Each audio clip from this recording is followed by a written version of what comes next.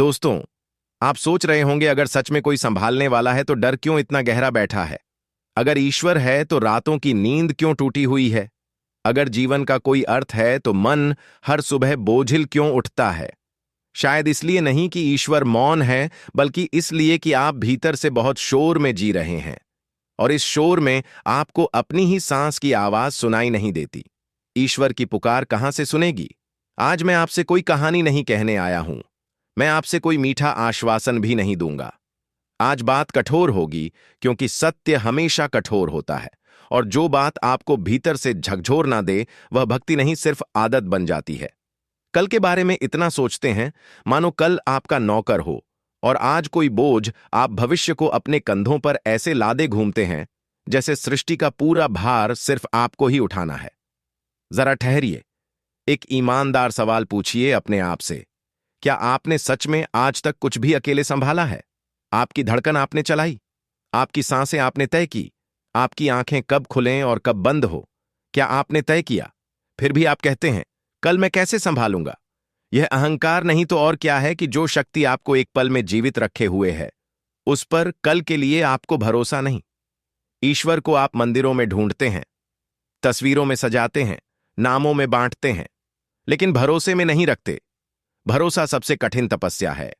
पूजा आसान है, भरोसा कठिन, क्योंकि पूजा में आप नियंत्रण में रहते हैं और भरोसे में आपको झुकना पड़ता है।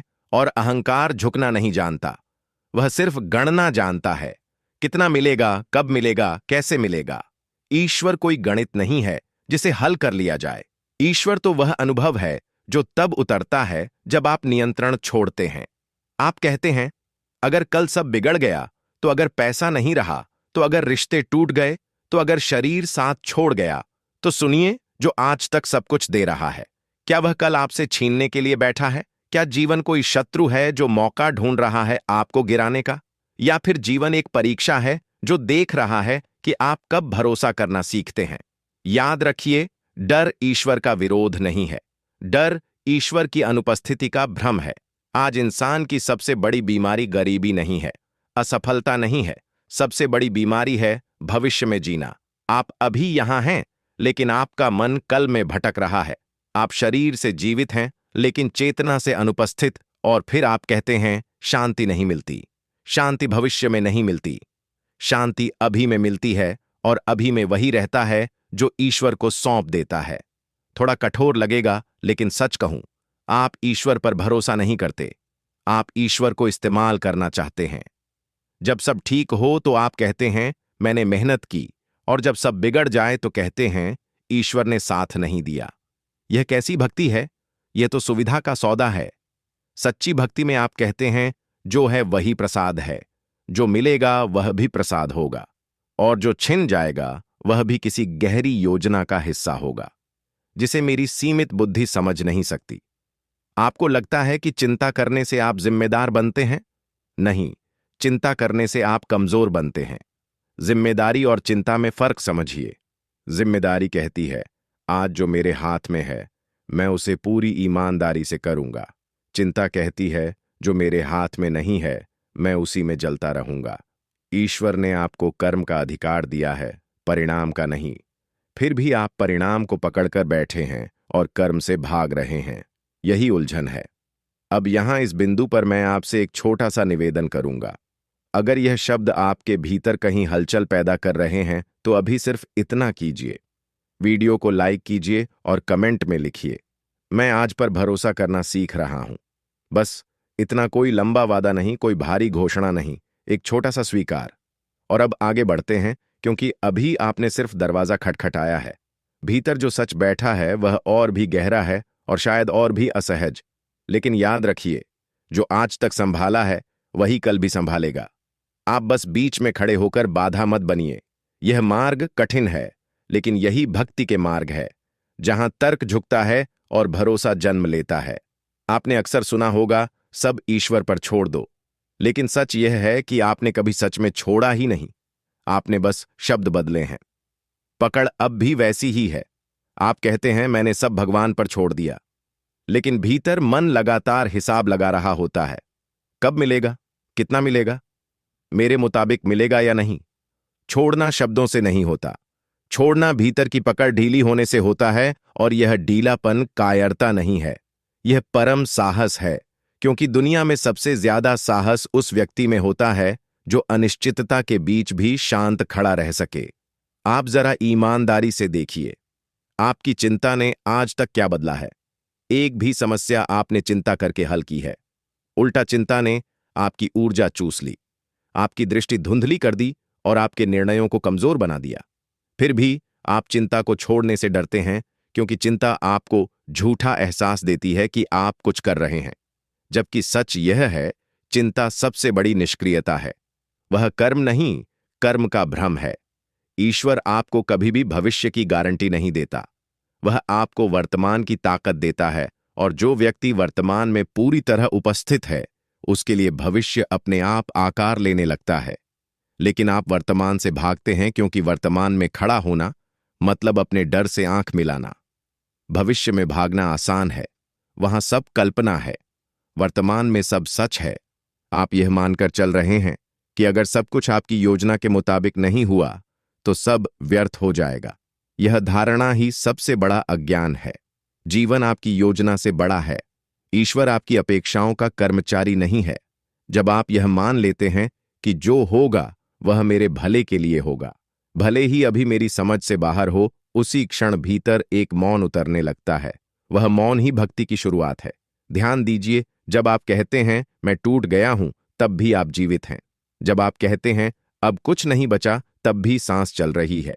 इसका मतलब साफ है, आपकी धारणा टूटी है, जीवन नहीं। और धारणा के टूटने से डर लगता है, क्योंकि अहंकार धारणा से ही बनता है। ईश्वर आपको बार बार तोड़ता नहीं, वह आपके झूठे सहारों को गिराता है ताकि आप असली सहारे को पहचान सकें। आप बार बार पूछते हैं, ईश्वर मेरी परीक्षा क्यों ले रहा है? सच यह है, ईश्वर आपको परख नहीं रहा, वह आपको परिपक्व कर रहा है। परीक्षा में असफलता होती है, परिपक्वता में गहराई आती है, और गहराई बिना दर्द के नहीं आती। जिस मिट्टी को गहराई से खोदा जाता है वही सबसे उपजाऊ होती है। लेकिन आप चाहते हैं बिना खुदे फल आ जाए, यह संभव नहीं। एक बात और, आपको लगता है कि भरोसा करने का मतलब हाथ पर हाथ रखकर बैठ जाना है। यह बहुत बड़ा भ्रम है। भरोसा आलस्य नहीं है।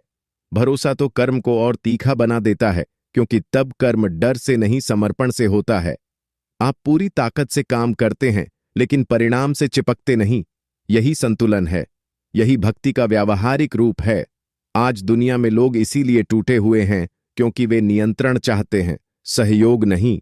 वे जीवन के साथ लड़ रहे हैं, जीवन के साथ बह नहीं रहे। नदी से लड़कर कोई तैरना नहीं सीखता। जो नदी को समझ लेता है वही पार पहुंचता है। ईश्वर नदी की तरह है। आप जितना विरोध करेंगे उतना थकेंगे, जितना समझेंगे उतना सहज बहेंगे। अब मैं आपसे एक सीधा सवाल पूछता हूं, अगर कल सब छिन भी गया तो क्या ईश्वर छिन जाएगा? अगर जवाब नहीं है तो डर किस बात का है? और अगर जवाब हां है तो फिर आपने ईश्वर को वस्तु बना लिया है, सत्य नहीं। ईश्वर कोई बीमा पॉलिसी नहीं है, वह चेतना है, और चेतना कभी समाप्त नहीं होती। इसलिए सुनिए, कल की फिक्र मत कीजिए। इसलिए नहीं कि कल आएगा ही नहीं, बल्कि इसलिए कि जब कल आएगा तो वही शक्ति आपके साथ होगी जो आज है। आपने आज तक हर कठिन दिन पार किया है, तब भी जब आपको लगा था कि अब नहीं हो पाएगा, फिर भी हो गया। यह संयोग नहीं है, यह संकेत है। संकेत उस अदृश्य व्यवस्था का जो शोर नहीं मचाती, बस संभालती है। अभी और बहुत कुछ बाकी है, इसीलिए ध्यान से सुनिए। डर तब तक बना रहता है जब तक आप यह मानते रहते हैं कि जीवन आपके खिलाफ। जिस दिन यह समझ आ जाता है कि जीवन आपके साथ है, उसी दिन डर की जड़ सूखने लगती है। ईश्वर आपको कभी चोट नहीं पहुंचाता, वह सिर्फ आपको वह छीनता है जिससे आप चिपक गए हैं, और चिपकाव हमेशा पीड़ा देता है। आप दुख से नहीं टूटते, आप अपेक्षा से टूटते हैं। आप सोचते हैं अगर भरोसा कर लिया और सब गलत हो गया, तो यह सवाल ही गलत दिशा से आता है। भरोसा कोई शर्त नहीं है कि सब सही ही होगा। भरोसा यह स्वीकार है कि जो भी होगा उससे मैं टूटूंगा नहीं। यही असली शक्ति है। जो व्यक्ति भरोसे में जीता है उसे जीवन झुका नहीं सकता, क्योंकि वह पहले ही झुक चुका है, और जो झुकना सीख गया उसे तोड़ना असंभव है। आपने कभी गौर किया है, जब सब कुछ आपके हिसाब से चलता है तब आप ईश्वर को याद भी नहीं करते, और जब जरा सा नियंत्रण हाथ से निकलता है तब आप कहते हैं, हे भगवान। इसका मतलब साफ है, आप ईश्वर को अंतिम उपाय मानते हैं, आधार नहीं। भक्ति अंतिम उपाय नहीं होती।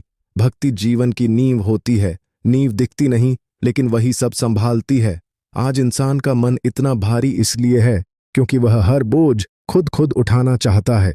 वह कहता है, मैं सब संभाल लूंगा, लेकिन यह मैं ही तो सबसे बड़ा बोझ है। जिस दिन यह मैं थोड़ा हल्का होता है, उसी दिन जीवन हल्का हो जाता है।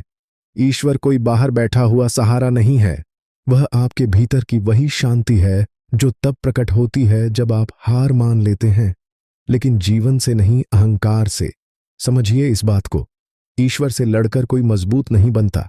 मजबूत वह बनता है जो ईश्वर के साथ खड़ा होता है, और ईश्वर के साथ खड़ा होने का अर्थ है जो है उसने पूरी ईमानदारी से स्वीकार करना।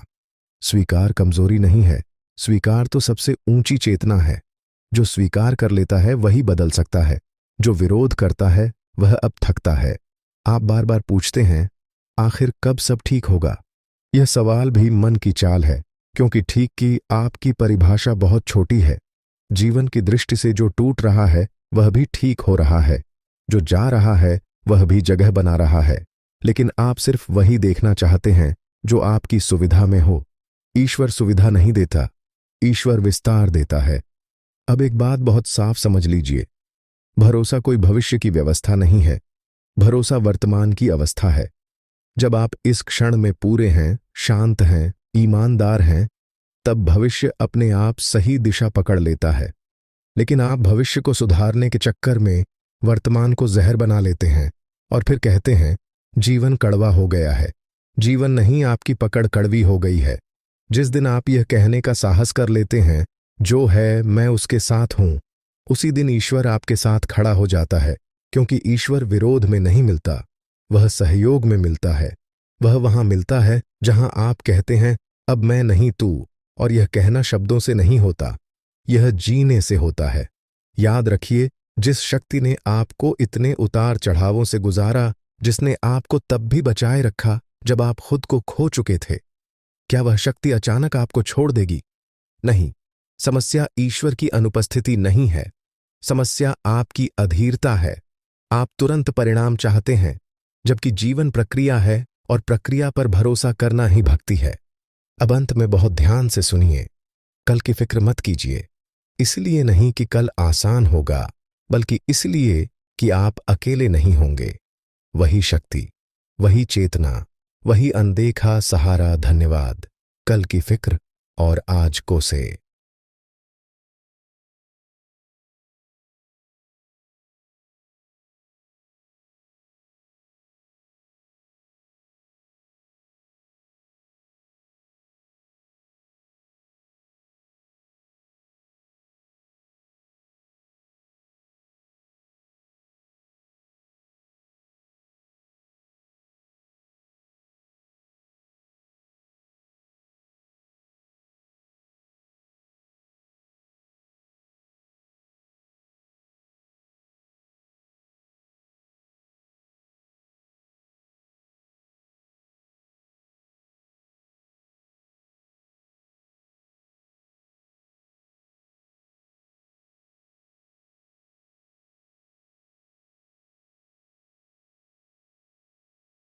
दोस्तों, आप सोच रहे होंगे, अगर सच में कोई संभालने वाला है तो डर क्यों इतना गहरा बैठा है?